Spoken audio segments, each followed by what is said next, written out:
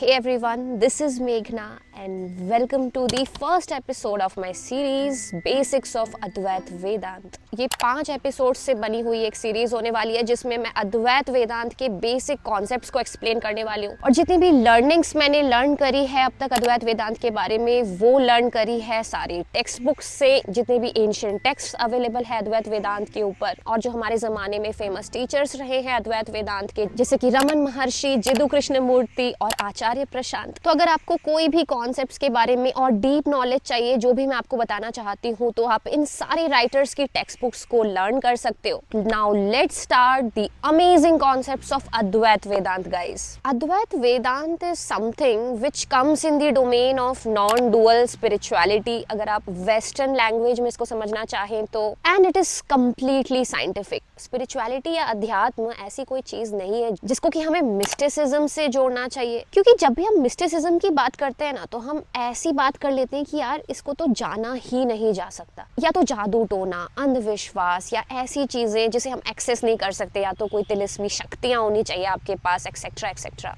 लेकिन spirituality is something जो कि एक इनर साइंस है हमारा और उसे जाना जा सकता है अगर आप उसके बेसिक कॉन्सेप्ट्स को डीपली समझें तो अगर हम हमारे पूरे एग्जिस्टेंस की बात करें तो दो ही चीजें होती है बेसिकली। एक तो होता है हमारा आउटर वर्ल्ड जो कि आप देखते हो, और जितनी भी चीजें हमारे आउटर वर्ल्ड के अंदर आती है वो साइंस के अंदर आती है और साइंस के लॉज को फॉलो करके उसे जाना जा सकता है। और दूसरा होता है हमारा इनर वर्ल्ड जहाँ पे कि स्पिरिचुअलिटी के लॉज काम करते हैं, अध्यात्म के लॉज काम करते हैं, उसे जाना जा सकता है अगर आप आपके कुछ बेसिक स्पिरिचुअल इनर लॉज को जाने तो जो सबसे ज्यादा प्योरेस्ट फॉर्म ऑफ अध्यात्म अवेलेबल है आज की दुनिया में वो आता है वेदों से। और क्योंकि वेदों के सार को, वेदों के अंत को, बेसिकली एक समरी को वेदों के कहा जाता है वेदांत, और उसमें भी अद्वैत वेदांत वो पार्ट है जिसमें सबसे बेसिकली ज्यादा उच्चतम प्रिंसिपल्स डिस्क्राइब किए गए हैं अध्यात्म के, जो कि आज तक के पता चले हैं। और ये बस मैं नहीं कह रही, इसे पूरे वर्ल्ड वाइड एक्सेप्ट किया गया है। अद्वैत वेदांत के कॉन्सेप्ट्स को चाहे वो आइंस्टाइन हो या बड़े बड़े साइंटिस्ट हो, बाहर के लोगों ने भी एक्सेप्ट किया है, इंडिया के लोगों ने भी एक्सेप्ट किया है।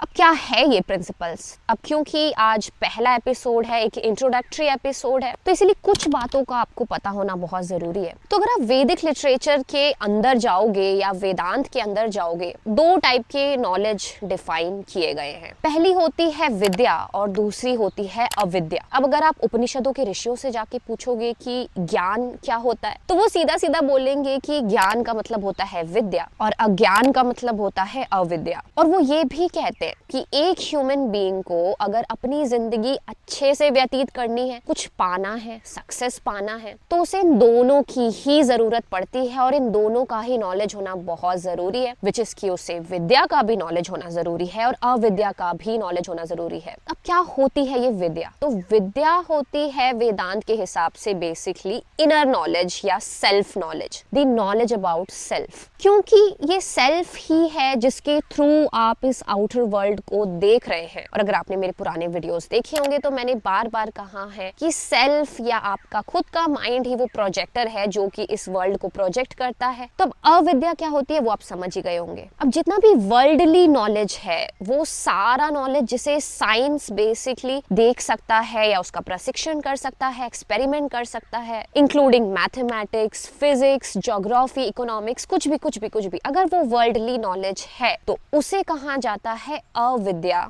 या अज्ञान। अब हाँ, ये वर्ड सुनने में ऐसे लग रहा होगा कि क्या इसको अज्ञान कहते हैं, क्योंकि स्कूलों में तो हमारे यही पढ़ाया जाता है, इकोनॉमिक्स, फिजिक्स या कुछ भी वर्ल्डली पढ़ाया जाता है, राइट। लेकिन नहीं, अगर आप वेदांत के टर्म्स में देखोगे या उपनिषदों के पास जाके पूछोगे तो ये होती है अविद्या या अज्ञान। अब साथ ही साथ उपनिषदों में कुछ श्लोक ऐसे हैं जहाँ पे ये भी साफ साफ मेंशन किया गया है कि अगर आपको लाइफ में सक्सेस चाहिए या अगर आप अपनी जिंदगी में कुछ हासिल करना चाहते हैं या नहीं भी करना चाहते चाहते हैं या बेसिकली अपने दुख को दूर करना चाहते हैं, इस वर्ल्ड में अच्छी तरीके से सरवाइव करना चाहते हैं, तो आपके पास इन दोनों का नॉलेज होना बहुत जरूरी है, विद्या भी और अविद्या भी। इन दोनों में से वैसे तो अगर प्रायोरिटी की बात की जाए तो वेदांत में या उपनिषदों में प्रायोरिटी विद्या को ही दी गई है, बिकॉज सेल्फ का नॉलेज ही वो की फैक्टर है जो कि जिससे कि हर चीज स्टार्ट होती है, जिससे कोई भी जर्नी स्टार्ट होती है या कोई भी अचीवमेंट स्टार्ट होती है, और उसके बाद आता है अविद्या का जोन। लेकिन बस अगर आपके पास सेल्फ नॉलेज है, बस विद्या है और अविद्या नहीं है, तो भी आप बहुत ही गहरे गड्ढे में पहुंच सकते हैं और आपकी लाइफ बिल्कुल बदतर हो सकती है। वैसे ही अगर आपके पास अविद्या है और सेल्फ नॉलेज नहीं है, बस अविद्या है, तो भी नहीं चलेगा, तो भी आपकी लाइफ गड्ढे में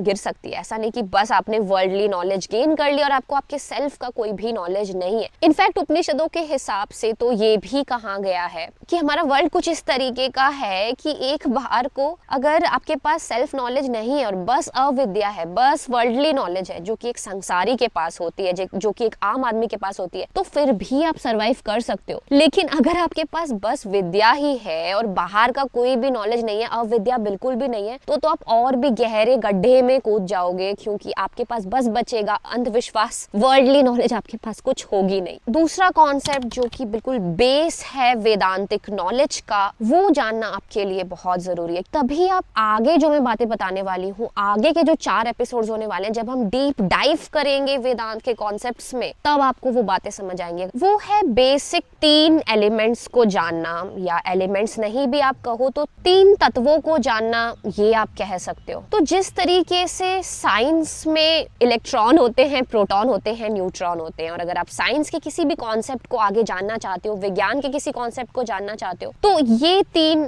होते हैं जिससे कि हमारा पूरा वर्ल्ड मिलके बना होता है। ये आपको जानना जरूरी होता है। वैसे ही अगर हम अध्यात्म की बात करें, जिस अध्यात्म की बात वेदांत करता है, अद्वैत वेदांत करता है, उसमें भी 3 होते हैं। क्या होते हैं ये 3 होते हैं अहम, प्रकृति और ब्रह्म। यही वो 3 होते हैं जिससे मिलके पूरा एग्जिस्टेंस बना है। अब प्रकृति के अंदर आ जाता है बेसिकली पूरा संसार, या कोई भी चीज जो कि फिजिकल मैटर से मिलके बनी हुई है, जो कि मटेरियल है, भौतिक है, वो आता है प्रकृति के अंदर। अब प्रकृति से ही रिलेशन होता है माया का, जो कि मैं आगे के वीडियोस में बताने वाली हूँ। तो वेदांतिक स्पिरिचुअलिटी के हिसाब से अगर कुछ भी फिजिकल है या मैटर है, तो उसे प्रकृति का नाम दिया जाएगा। तो जहाँ पे भी प्रकृति का मेंशन होगा या कुछ भी मटेरियल चीज का मेंशन होगा, तो आप समझ जाना कि वो एक ही बात है। अब अहम क्या होता है? तो अहम होती है हमारी बेसिकली वो टेंडेंसी जो कि मैं बोलती है। अब क्योंकि ये जो पूरा फिजिकल मैटर है या जो भी चीजें आप अपने आसपास देख रहे हैं, ये ऐसे नहीं देख रहे, ये कोई है जो इसको देख रहा है, राइट? और आपका होना ही इस बात का प्रमाण है कि आप मैं बोल रहे हैं या कुछ तो है जो इन चीजों को देख रहा है, राइट? तो ये होता है अहम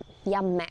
और तीसरा होता है ब्रह्म। ब्रह्म के कई नाम हैं जिसे आप अलग अलग नामों से संबोधित करते हो, जैसे कि आत्मा, कृष्ण, राम, जीसस, अल्लाह। ये सारी चीजें कहीं ना कहीं किसी एक एलिमेंट की तरफ इशारा कर रही है, और वही होता है ब्रह्म एलिमेंट बेसिकली। और यही वो एलिमेंट है जिसकी बात जब भी होती है द्वैत वाली स्पिरिचुअलिटी में या डुअल स्पिरिचुअलिटी में, तो एक मिस्टिसिज्म के पता नहीं अजीब से फैक्टर्स को वो लोग इन्वॉल्व कर देते हैं। लेकिन अगर हम वेदांत से पूछे, उपनिषदों से पूछे, तो उपनिषदों में ये साफ साफ कहा गया है कि ब्रह्म इज समथिंग जो कि है तो हर जगह, लेकिन हम उसे एक्सेस नहीं कर सकते। वो अकथ्य है, अकल्प है। अकथ्य मतलब जिसके बारे में कुछ कहा नहीं जा सकता, अकल्प मतलब जिसके बारे में कोई कल्पना नहीं की जा सकती। और क्योंकि हमारा माइंड भी एक तरीके से मटेरियल ही है, तो हमारा माइंड उस चीज को शायद परसीव ही नहीं कर सकता, जिसकी कल्पना भी नहीं कर सकता, जिसे सुन भी नहीं सकता, जिसे किसी भी तरीके से एक्सेस करना इम्पॉसिबल है। लेकिन वही वो चीज है जिसकी वजह से हम सांस ले रहे हैं, जिंदा हैं और एग्जिस्ट कर रहे हैं, क्योंकि एक तरीके से वही है जो सोर्स है इस दुनिया का, इस मटेरियलिज्म का, इस मटेरियल वर्ल्ड का, और इवन अहम का भी। वही वो सोर्स है जिसपे आप, मैं, ये पेड़ पौधे सब